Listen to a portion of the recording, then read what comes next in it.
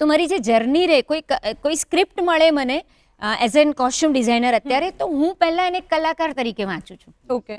પછી એનું એક આખું દરેક કેરેક્ટરનું એક કેરેક્ટરિસ્ટિક બને કે ભાઈ આ એક સેલ્સમેન છે એઝ ફોર એક્ઝામ્પલ.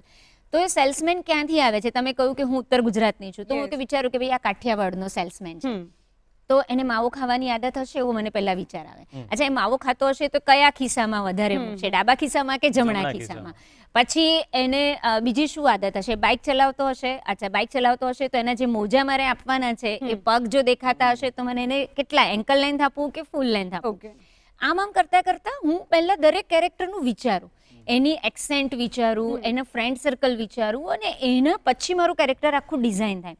એના પરથી હું કલર પેલેટ નક્કી કરું, એના પરથી હું એની સ્ટાઇલ નક્કી કરું, એની એક્સેસરીઝ નક્કી કરું કે હું એને કેવા પ્રકારની સ્લિંગ બેગ આપું કે લેપટોપ પકડાય એવી બેગ આપું કે પુશ બેગ આપું, કઈ વસ્તુ આપું એમ. તો એ મને કેરેક્ટર ડિઝાઇન કરવામાં બહુ જ મદદ કરે છે. હવે ફેશન અને કોસ્ચ્યુમ આ બંને ડિઝાઇનિંગની દ્રષ્ટિએ બહુ અલગ વસ્તુ છે.